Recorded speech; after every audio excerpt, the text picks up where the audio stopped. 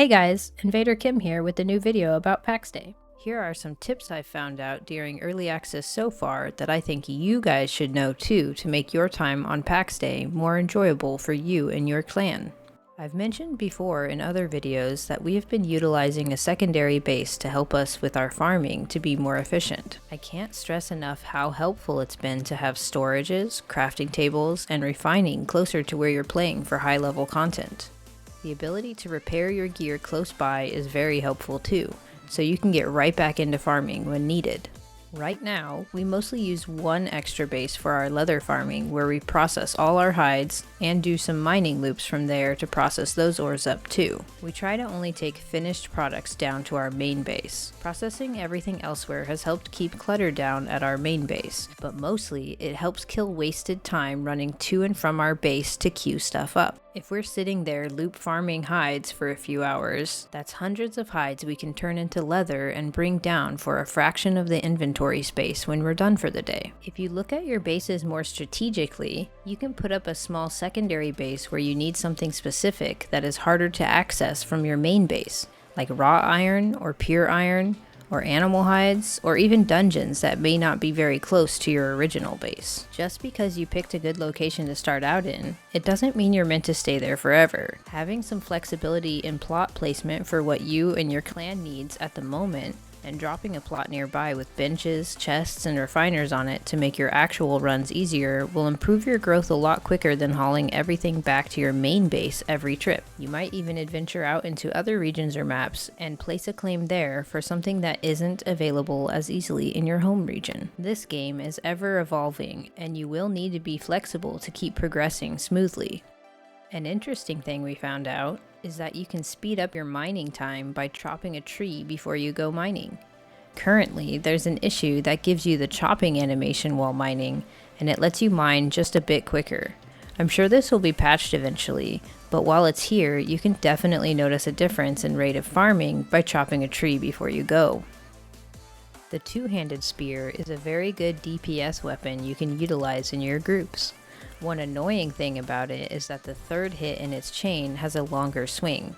You can animation cancel that swing and increase your DPS slightly by just using the combo left click, right click, and repeat. After a little practice, it's not hard to do. I'm not sure if that works for any of the other weapons, but it definitely works on the two-handed spears, so you should try it out and see if you notice a difference. I realized I was using my hotbar all wrong, and you probably are too. If you have gotten any magic items yet, you might have noticed the pieces you have are pretty low level and have terrible stats.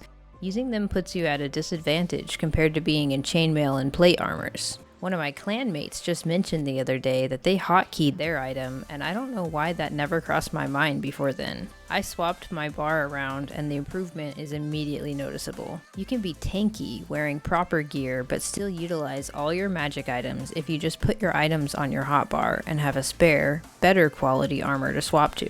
When you swap an item, it swaps the slot it is in. So as long as you have a like item to swap it to, it'll pull that onto you. As long as you have the skills mapped to your keys, it won't reset your spell cooldown while swapping either. I use this for my heals, and now I can take some hits and still be an effective healer even if I get some aggro. It's probably the easiest thing that you need to be doing to maximize your survivability in this game.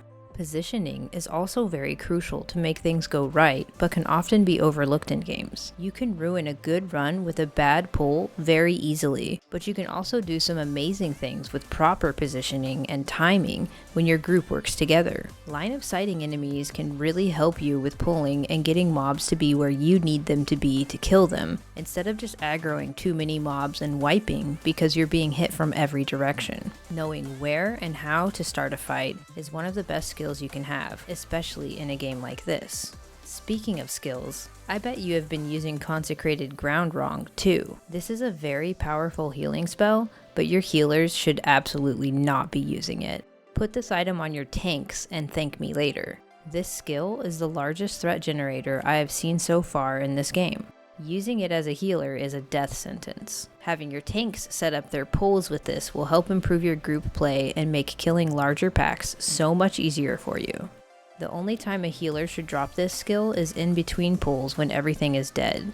Never with active mobs around, or they will be targeted immediately and not have a good time. Mesmerize and Fireball in tandem is the best offensive spell combo you can have, in my opinion. You can chain these spells back to back to keep a mob locked down and burning to death. It's an amazing combo that will allow you to kill anything you want to in the game, at least until it gets patched to wake them up when burning. Here's a bit of a demonstration, but just note that I have never used either of these spells before, so once you get some practice in, you can do this way better than I show here. A couple of my clanmates have this down pat. There's also some AoE Mesmerize items, so you can reposition a specific mob away from a group to kill it if you have the skill to do so, and some of these items. We have been using our AoE Mesmerize to reset pulls that have gone poorly. We only had one item with this skill yesterday, but got very lucky and found 3 more today, so we'll have 4 of these to play with very soon, and we'll be putting them onto as many people as we can while hunting stuff, just in case we need them.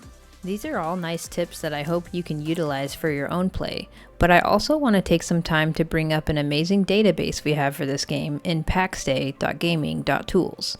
This site has helped me a lot with the guides I've made for you guys, and they are constantly updating stuff as they get more information from us players. I don't know if you've checked it out recently, but they just started adding a lot more information to everything. You can check creatures by name and even see what types of damage they do now, which will be very useful when debating what consumables you should be prioritizing for resistances to certain attacks. The feature I want to talk about most though is the report loot function.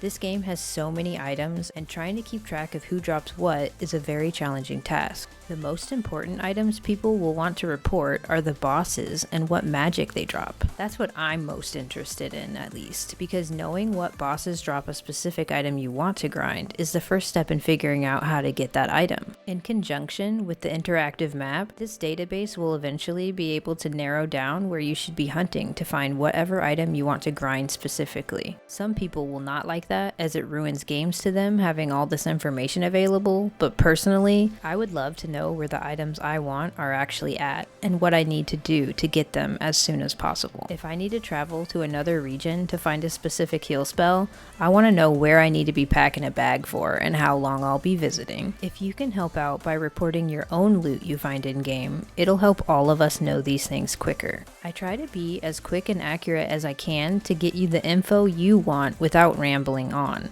I've been having a blast making these videos, learning how to edit, and playing the game with my friends. I'm here for the long haul, and I'm really enjoying it so far. I wanted to get these tips out while I continue working on the rest of the crafting guides and other videos I'm making, so I can focus on those and get them out as soon as possible. If you enjoyed this video and found it helpful, please make sure to like and subscribe so you'll know when I post new videos. As always, I'll be back with another video soon.